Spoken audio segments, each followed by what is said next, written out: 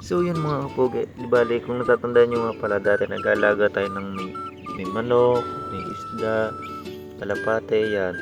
Bali tinigil ko na nga pala yung pag-alaga ng isda at kalapate. Yan, bali nag-focus na lamang tayo sa manok. Yan.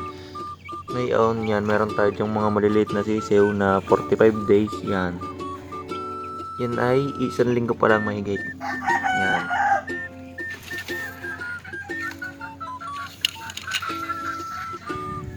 Yan. Yung mga kapugay, yung ating mga 45 days na anak. Sisiw pa lamang. Tapos meron tayo din yung inahin. Yan. Texas. Tapos, yan. May itlog na siya. Itlog niyan ay 2, 4, 6, 8, 10, 12. Yan. Kasi yung itlog. Yan. Yan ang ating isang inahin.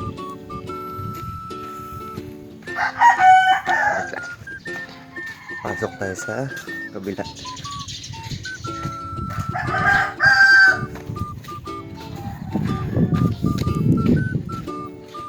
Bali din yung mga kapugay sa labas, meron tayo din yung 3 manok. Yan. Aring ating isang 3 months. Tsaka 4 months. Yung 4 months na yan, aring kapatid, isang 4 months din.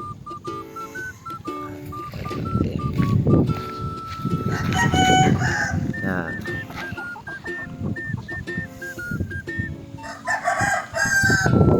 Mataas na manok.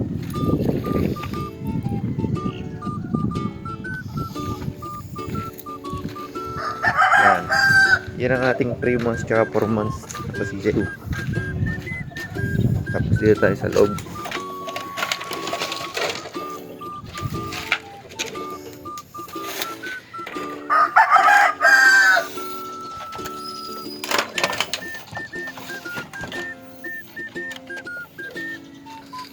Yan.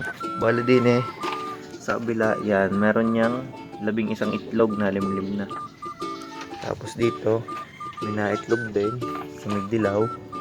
Tapos dito, meron din. Yan. Bali naitlog na yan. Yan. Yung isang inahin na yan. Tsaka yung nasa dulo. Kare, at ating isang tandang. Nakapungos lang. Ating ganador isa. Kare. Wala rin mga kapugay yan. Yun ang ating dating lagay ng kalapate. Ngayon ay ginagawa ko na lang paitlogan. Yan. Kasi wala pang naitlog. Yan. Aray mga nakaabang lamang. Para pag naglakihan ng mga sisiw, mayroon tayo paglalagyan. Yan.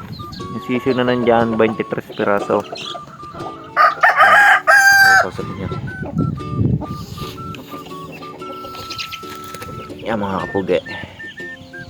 23 piraso. Aray naman mga kapugay, kaya natin naalaga ang karne para tayo ay may kahit pa paano, di may pagkita pag lumaki. Yan. Sana naman hindi natin gagamitin sa pagsasabong, kumbaga gagawin lang nating negosyo.